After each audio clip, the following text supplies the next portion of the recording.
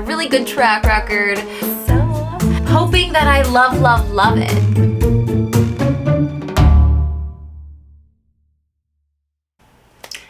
Hey guys, and welcome back. My name is Lena, and this is where I talk about books and life and being an art teacher. And today I am talking about my Autumn TBR, which probably does not come as a surprise because if you have been on BookTube at all, in the last 2 weeks, everybody is sharing their Autumn TBR, and I am no different because I, like many readers, love the autumn season. I love that it's okay to embrace my introverted self and just be cozy under lots of blankets, reading books, watching cozy movies. Just, I love it. I love it. Oh, and before I forget, like and subscribe.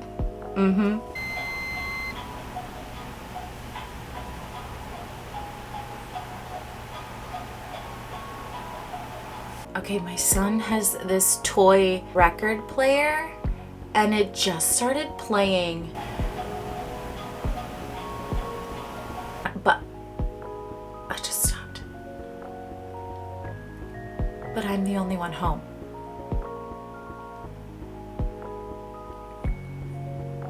So, in spirit of the season, we just had a little ghosty cameo. Very cool.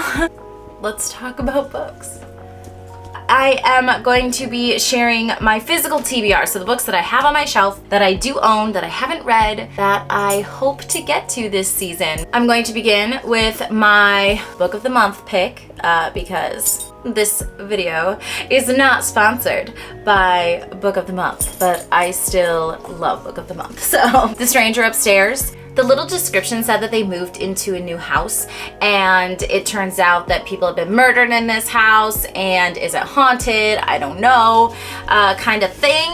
But it was marked as a thriller, not a horror. I loved the first season of American Horror Story where it was like murder house. The description kind of made me think of it, and so I was kind of sold right away. So this is one that I will hopefully be reading.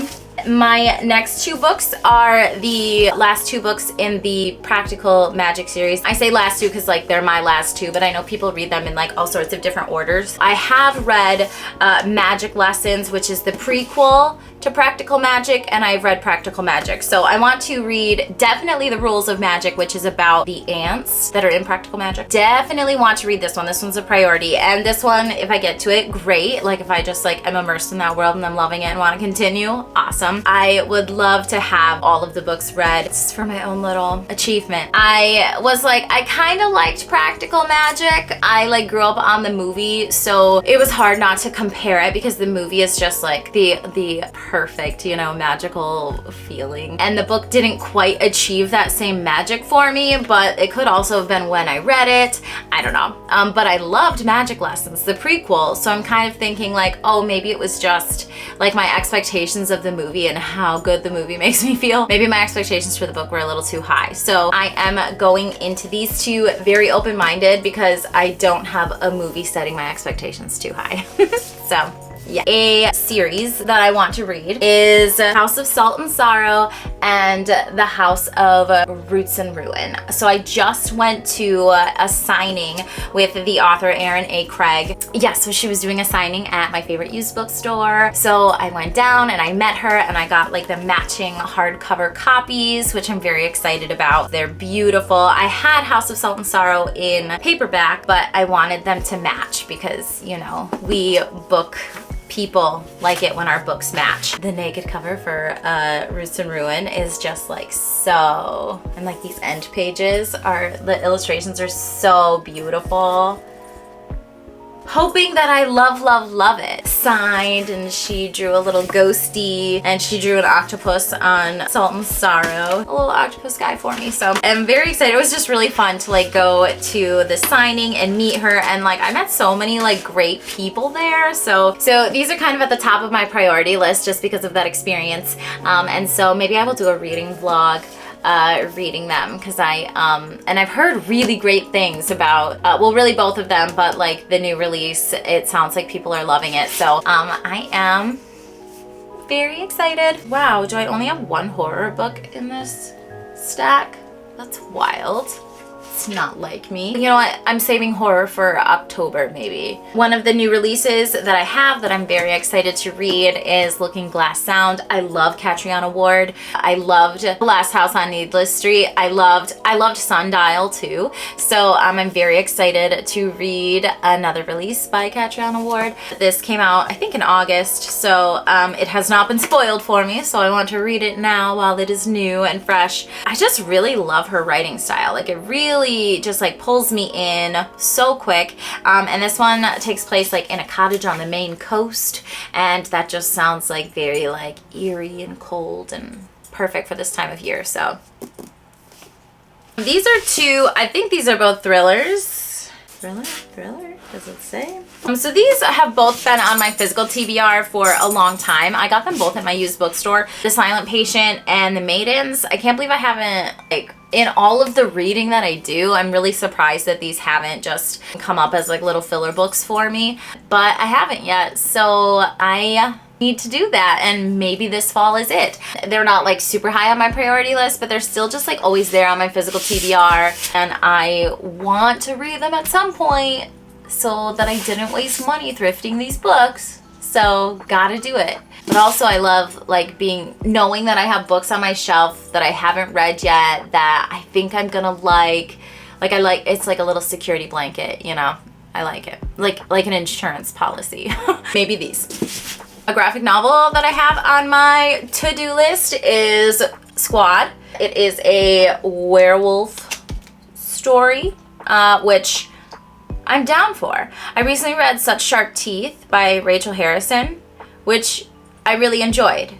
I read Cackle with Katie Marie as a buddy read, and it wasn't for me. I just like, I don't know, it's like the small town feeling and like the obsessive friend. Like, I just did obsessing about the ex-boyfriend. There were just too many things that like, no, it didn't do it for me. I did not like it. I loved reading with Katie Marie, but I did not like the book that we were reading. Such Sharp Teeth, I did enjoy. So I don't think it's a Rachel Harrison thing. I think it was just like that particular story just didn't resonate with me. There were too many things that are like little pet peeves of mine. So would love another werewolf story. So Squad, I've picked this up several times, like to be on like different summerween or spring flingaween or like different readathons that are like spooky themed, and then just like somehow not gotten to it. How, I don't know. As I'm like flipping through it, there's lots of like scenes at school, and like it looks like there's like dances and there's like football games, and so it definitely feels like a good read for this time of year too, because it kind of has like that like back to school feel. So yeah, I've got a dark academia that I haven't read yet, which is If We Were Villains. My friend Katie got this for me for my birthday 2 years ago. Why haven't I read it? I don't know. I do know. It's because I've been saving it, because I'm like, oh, I really want to like it. I really want to like it. And I just like, I love a dark academia feeling, and I feel like there's so few dark academia books that like I really loved.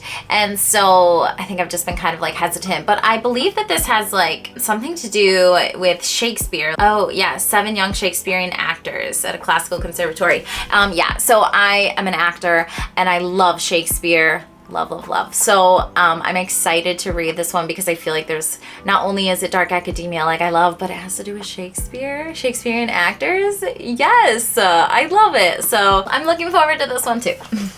One that is on the cozy side, it is Cold Clay, which is the second book in the Shady Hollow mystery series. And I had read the first one in the summertime, and it was like, okay. Like, I didn't love it, but I did love the feeling of it. And so I was like, well, maybe I should try the next one just to see. And when I picked it up, I like looked at the back and it says it's Autumn in Shady Hollow. And so I was like, oh, stop there. We'll save it for autumn. So at some point when I'm ready for just something like easy and light and low stakes, then I think this is gonna be the one.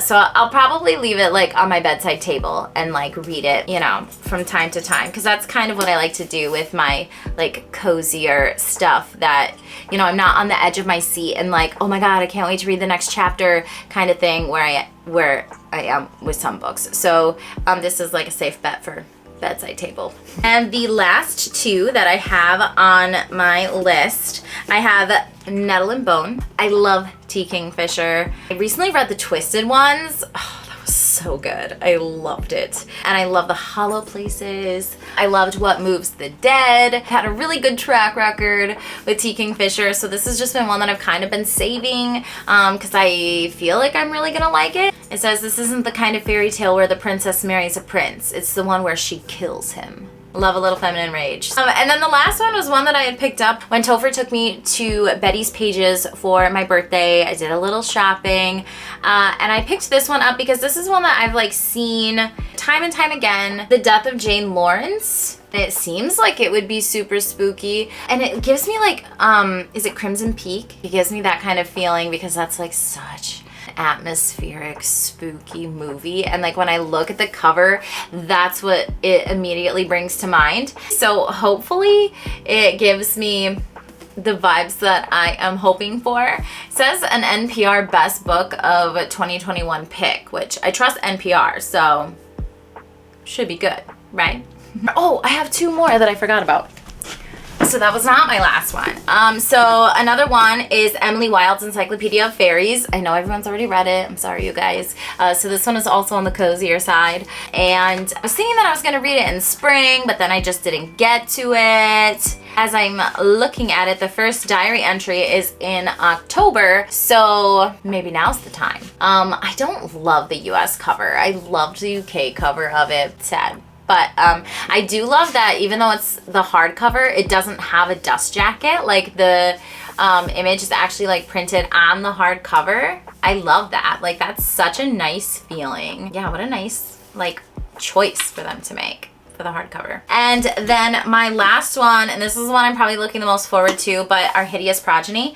So this is like a Frankenstein retelling that follows Victor Frankenstein's great niece, I think. She's a scientist. I think maybe she's married to a scientist. And I think they are like in like financial trouble, or they're like struggling financially. And something, she like finds her great uncle Victor Frankenstein's notes, and I think they try and follow the same path that you know, Dr. Frankenstein did in the original. And Frankenstein is my favorite novel of all time. I absolutely love that story. And so I'm excited to see how this one explores that story. So sometimes I get really nervous when it's a retelling of something that I really, really love because my expectations, again, get too high. I'm nervous and I'm like holding back right now, but I have high hopes. I have high hopes and I hope I'm not let down. So there you have it, my fall TBR. I am so happy that we are here in reading season, and I'm happy that you're here with me in reading season. Leave a comment below. Let me know if any of these books are on your autumn TBR. Like and subscribe. Oh, and if it seems like there are any great fall books that I have missed in my list, again, drop it in the comments so I can see. So I hope that you enjoyed, and I will see you in the next one. Bye.